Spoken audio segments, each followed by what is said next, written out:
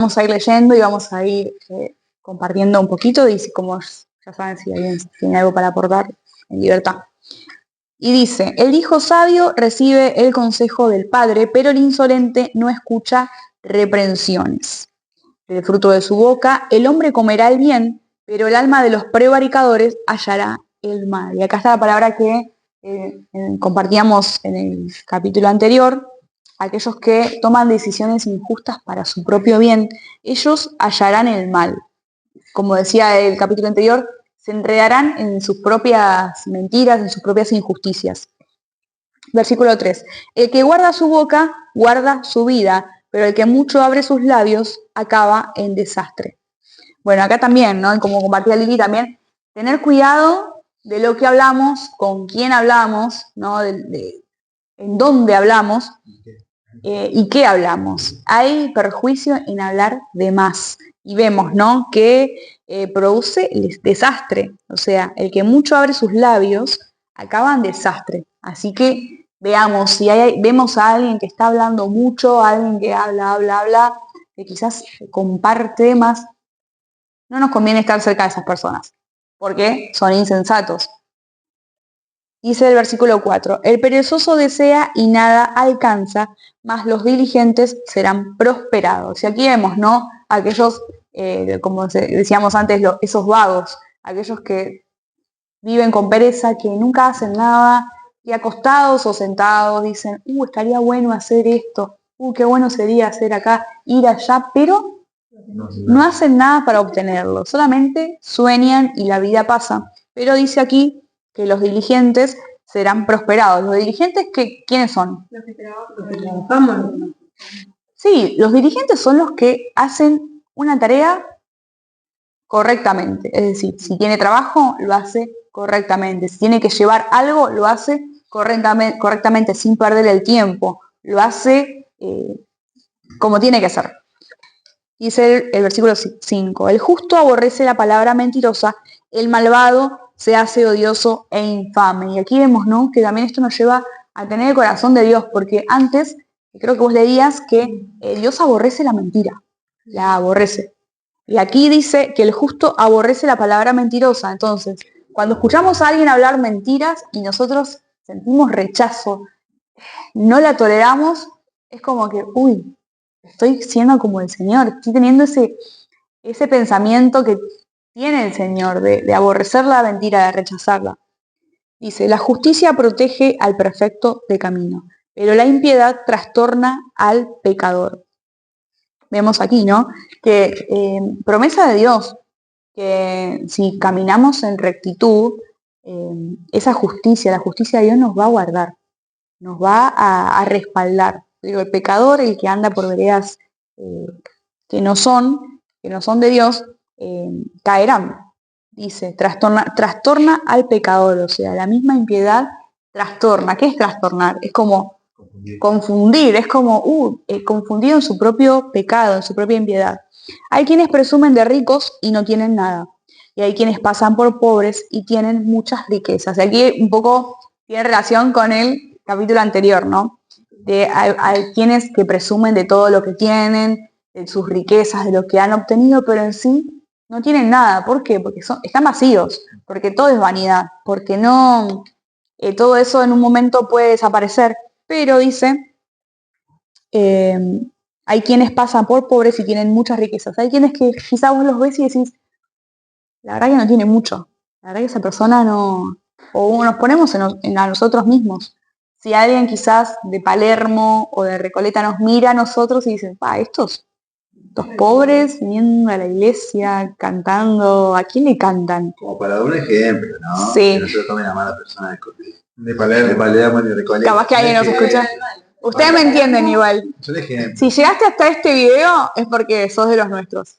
Perdón, de la gente de Palermo. Sí, no, pero gente rica, gente de zona norte, gente, y nos mira y como muchos dicen, ¿no? Esa gente dice que la religión, que Dios, que la Biblia es circo para nosotros, es como, se dice que es el opio de los pobres, es como algo que nos hace olvidar de nuestra pobreza, de nuestra miseria, y para nada, nosotros tenemos la verdadera riqueza. Entonces nosotros que quizás nos miran como que, uy, no tiene nada, como dice la palabra, pasan por pobres y tienen muchas riquezas. Las riquezas de un hombre pueden ser el rescate de su vida, pero el pobre no escucha amenazas. Esto quiere decir que el pobre vive en peligro de qué? De que le roben. ¿Por qué dice rescate de su vida? Porque lo secuestran. El rico dice que la riqueza del rico puede ser el rescate de su vida. O sea, acá en la Biblia literalmente quiere decir como que a un hombre rico lo pueden secuestrar y pedir rescate por su vida. ¿Se basa en eso literalmente? Sí. Entonces, claro, pero el pobre, dice, no recibe amenazas. Es decir, aquel que no tiene mucho dinero, no tiene esa preocupación de que le vengan a... Ahí está la clásica frase de que nada teme. Bueno, por ahí, ¿no? Puede ser. Puede ser. No Porque sabemos. acá el pobre no le está debiendo a nadie. O sea, solo que no aparenta. Es más, el rico, y aquí hablamos de ricos ricos ilícitamente, porque estamos hablando de impíos, ¿no? Claro. Entonces, ¿vieron esos mafiosos que lo mataron en Colombia por ajuste de cuentas, por esto? Secuestraron a su hijo por esto. Mismo también que tienen que pagar para que no le hagan nada. O sea, ellos saben que están en un alto nivel económico y de poder, pero también saben que no pueden entrar en guerra con los demás que también. Entonces todos es un ajuste de dinero. Siempre se tienen que estar pagando entre ellos para no lastimarse. Sí. Bueno, pero estamos hablando de ejemplos muy literales, ¿no? Claro. Yo le digo muy literal para que podamos entender. Para que haya una imagen. Pero además al leerlo de vuelta, porque hay una cosa ahí. Las riquezas de un hombre pueden ser el rescate de su vida, pero el pobre no escucha amenazas. Y después que continúa, ¿ya lo viste? La luz de los justos brilla alegremente, ¿no? Ahí, o sea, no sé, ¿habla literalmente de eso, de dinero, sí? ¿O puede ser otra cosa? No, a ver, todos los proverbios hablan literalmente y también lo podemos llevar a más. Entonces, el versículo 8 viene con la relación del 7. Hay quienes presumen de ricos y no tienen nada, y hay quienes pasan por pobres y tienen muchas riquezas. O sea, claro. Y aquí nosotros somos de esos pobres y por eso el 8 no nos choca. ¿Se entiende? Porque si uno lo leemos de la nada, sin entender contexto, decimos, pero nosotros somos pobres. O sea, no, pero es como que es feo que nos digan pobres. Sí, pero el tema es en qué somos pobres también. Sí. ¿Y qué somos? A ver, ¿por qué somos pobres? Porque el mundo mide la riqueza por cuánto tenés. Ahí está, por el valor. ¿Qué pasa? Dios nos invita a otro campo. A obtener tesoros en el cielo y no en la tierra. Entonces, por eso para el mundo somos pobres, porque nuestra preocupación, nuestra meta no es tener mucha plata acá, sino es estar a cuentas con el Señor y tener tesoros en el cielo. Para ellos, claro, pero no, nosotros tenemos, y como dice más adelante vamos a leer, un espíritu superior. Tenemos. Bueno, dice 9. La luz de los justos brilla alegremente, pero se apagará la lámpara de los malvados. Ciertamente la soberbia produce discordia, pero con los prudentes está la sabiduría. La riqueza de vanidad disminuyen, el que recoge con mano laboriosa las aumenta. A ver, dice que aquellos que trabajan buscando obtener tesoros aquí en la tierra, dice que, ¿por dónde voy? Perdón. La riqueza de vanidad disminuye, o sea, esa riqueza poco a poco se va a acabar, va a desaparecer, va a terminar desapareciendo, pero el que recoge con mano laboriosa las aumenta, es decir, el que trabaja con ganas, el que trabaja diligentemente, como decía antes, aumenta eso poco que quizás tiene, lo aumenta, y aquellos que tienen mucho, lo disminuye. Viste que yo que me tocó en 10, que entonces habla sobre que el que guarda además va cayendo a la miseria. En ese sentido, capaz que también lo puedes unir. Sí. Y dice... Hay mucho como que prosperar no es malo también. Porque dice que a veces como que No sé. La palabra prosperidad suena... Claro, como que está muy manchada el evangelio de la prosperidad. Pero no, Dios quiere que prosperemos, que progresemos en nuestra vida, que no nos quedemos con lo poquito, sino que con una casa chiquita, sino que tengamos una casa grande, que no tenga, pero que nuestra mente no esté en eso. Y es difícil encontrar ese equilibrio, pero lo vamos a poder sostener con la palabra de Dios. Pero por eso nos estamos nutriendo de todo esto, y estos proverbios nos vienen muy bien porque son tan claros que nos ayuda mucho, ¿no? Bueno, dice, la esperanza que se demora es tormento del corazón. Árbol de vida es el deseo cumplido. Y aquí yo busqué esto porque, ¿qué quiere decir? A ver, ustedes, ¿qué? Se los leo de nuevo. La esperanza que se demora es tormento del corazón. Árbol de vida es el deseo cumplido. El árbol de vida no habla de la vida, de algo... Bueno, claro, como abundancia de vida, vida abundante. Yo busqué, porque no me quedaba claro, y daba un ejemplo, ¿no? Imagínense una madre que está orando porque su hijo quizás, vamos a hablar de la pereza, no sea tan perezoso, no sea estudie, que trabaje, que haga algo. No se mira para nada. Bueno, esa es la condición del hijo, pero la madre está esperando. Yo tengo esperanza de que mi hijo... Pero imagínense que esa esperanza, que pasen 10 años y siga la misma condición. Acá a eso se refiere, a que la esperanza que se demora es tormento del corazón. Pero árbol de vida es el deseo cumplido. Y yo leí algo que estaba bueno, porque decía, si vos sabés que con eso podés alegrar a tu madre, traer vida a tu madre, ¿por qué no lo haces? ¿Por qué no sos parte de ese deseo cumplido?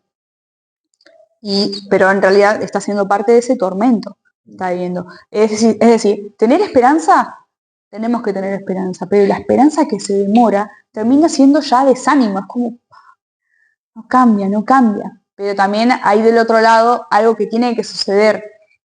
Una vez sucedido, ese deseo cumplido es árbol de vida. El que menosprecia el precepto se perderá. El que teme el mandamiento será recompensado. Bien. La instrucción del sabio es manantial de vida para librar los lazos de muerte. El buen juicio da gracia, el camino de los transgresores es duro. Y aquí vemos, ¿no?, que aquellos que transgreden, que infringen la ley, que hacen algo que está fuera de la norma del Señor, les va a ir mal, su vida va a ser dura. Todo hombre prudente procede con sabiduría. El necio manifiesta su necedad. El mal mensajero acarrea desgracia. El mensajero fiel acarrea salud. Y aquí vemos, ¿no?, aquel que tiene un mensaje para dar y no lo da bien, trae muerte. Es decir, nosotros tenemos un mensaje, ¿no? Tenemos el mensaje de Cristo, el mensaje de la salvación. Pero si no lo damos, traemos muerte. O lo damos mal, o lo maquillamos y decimos, no, pero en realidad no es tan malo lo que estás haciendo. Estamos dando, no estamos siendo sal, como se decía ayer, traemos muerte. O sea que en la antigüedad, esto era literal, muy en la antigüedad. Mandaba a una persona que llevara un mensaje. A veces el mensaje no era lo más lindo, o no era lindo. O en un determinado rey esperaba un mensaje importante. ¿Tá? Dicen que muchas veces los mensajeros no volvían o no llegaban a destino porque no querían perder la vida, porque sabían que si llegaban a dar ese mensaje que no era alentador, lo mataban. Sí. Esto era antiguamente era literal. Sí, no, o también malos mensajeros han traído grandes guerras, ¿no? Porque bueno, imagínate. pasó no pasó con Eliseo, con el sí, cuando le llevaban el mensaje, que le inventaron, ¿cómo se llamaba el que sí llevó mal los mensajes a Eliseo? Cuando fue con mentiras, ¿no? Cuando le dijo que la Tsunami quería un hijo, pero nunca lo dijo. O sea, cuando ese mal mensaje hubo una repercusión. Bueno, también el mensaje también puede ser el de los 10 espías. Sí, que el mensaje era desalentador y desalentó a todo el pueblo. Y aquel rey que se tenía que bañar en el agua para sacarse la enfermedad, ¿cómo era? Nada más. Bueno, ese es el Giesi, ¿no? Sí, pero ahí mintió en el mensaje diciendo que Eliseo sí quería las riquezas para quedársela a él. Ah, ahí está, eso. Y después le dice, no, porque el mensajero dice esto, ¿no? Y al final él contrajo la enfermedad por decir cosas que no eran. Claro, bueno, acarrea desgracia, el mal mensajero. Y nosotros también, teniendo el mensaje de la salvación, no lo damos, y no lo damos correctamente, acarrea desgracia. Para uno, porque no está cumpliendo su función, y para el otro, porque se queda sin conocer el verdadero mensaje, la palabra de Dios, el evangelio, la buena nueva. Bueno, dice, el mensajero fiel acarrea salud. El que da el mensaje bien, correcto, salud es vida, salud es medicina, salud es sanidad, salud es milagro, ¿entienden? Entonces el que da bien el mensaje, el mensajero fiel, el que le es fiel al mensaje que tiene que dar, le es fiel a quien le dio el mensaje, trae salud. Dice 18, pobreza y vergüenza tendrá el que menosprecia el consejo, pero el que acepta la corrección recibirá honra. El deseo cumplido regocija el alma. Apartarse del mal es abominable para los necios. Bueno, esto quiere decir, ¿no?, que apartarse del mal es abominable para los necios. Es que ya los necios están tan sumergidos en su necedad, en su insensatez, que apartarse de eso para ellos es como, no, ¿cómo va a ser? Y ven mal, con malos ojos a quienes se apartan. Ah, anda vos, que te vas y ahora sos santo, ahora no te juntas con nosotros, no compartís esto. Bueno, para ellos están tan sumergidos en esa realidad que les es imposible poder salir de eso. Dice, el que anda entre sabios será sabio, pero el que se junta con necios saldrá mal parado. Así que acá tengamos cuidado. El mal persigue a los pecadores, pero los justos serán premiados con el bien. Y acá ese premio que el Señor nos dará, ¿no? La herencia del bueno alcanzará a los hijos de sus hijos, pero la riqueza del pecador está guardada para el justo. Y aquí vemos, ¿no?, que la herencia que nosotros le daremos a nuestros hijos si seguimos en el camino de rectitud, la van a recibir nuestros hijos. Pero la herencia de los injustos, de los impíos, Dios la puede transformar y nos la puede dar a nosotros. ¿Se entiende?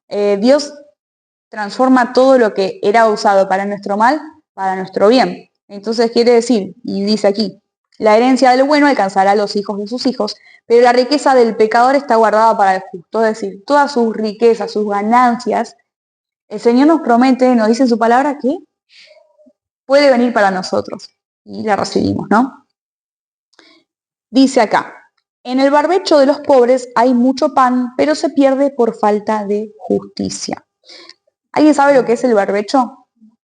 Bueno, barbecho es una tierra, un pedazo de tierra. Vieron que se hablaba del el que labraba la tierra, aquel hombre de familia que trabajaba la tierra. Bueno, el barbecho es un pedazo de tierra que lo está dejando descansar.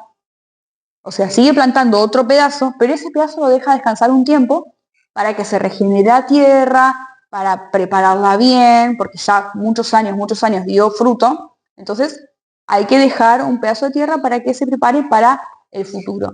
Ese pedazo de tierra se llama barbecho. Entonces aquí dice,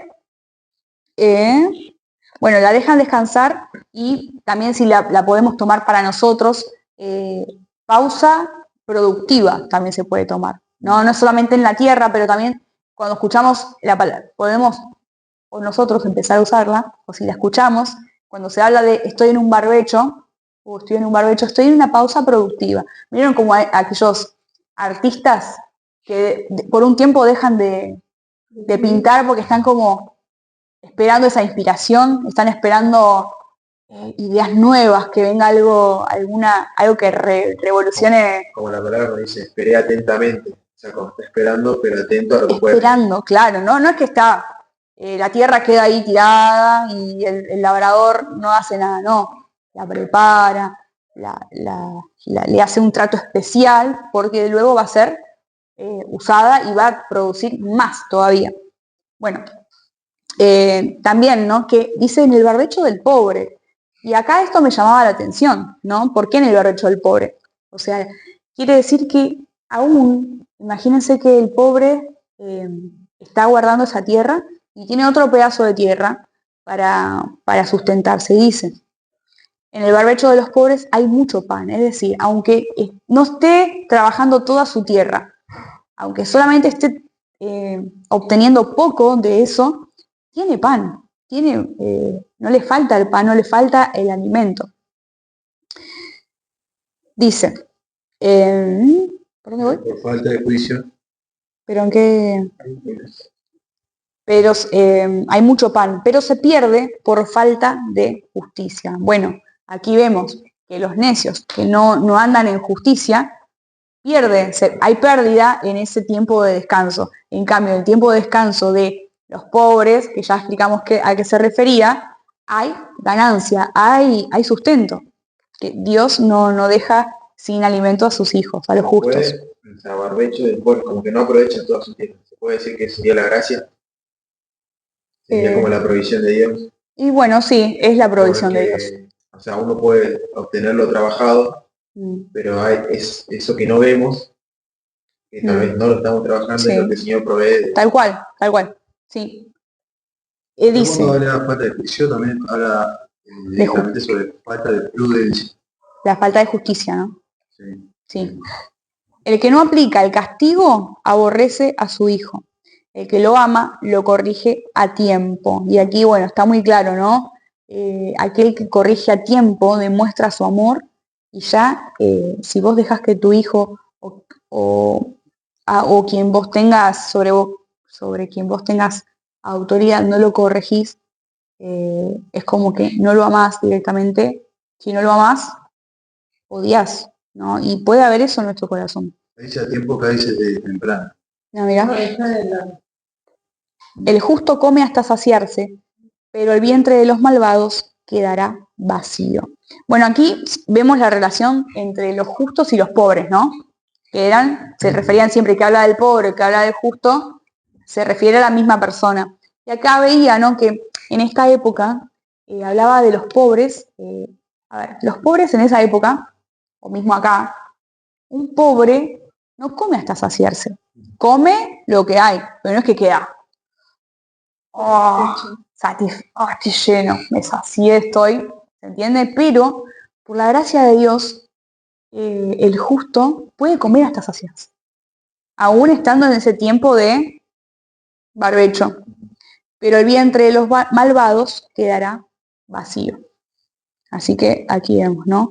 El juicio de Dios, que aún teniendo, quedan con su estómago vacío por su negligencia, por su imprudencia, porque quizás no supieron administrar lo que tenían.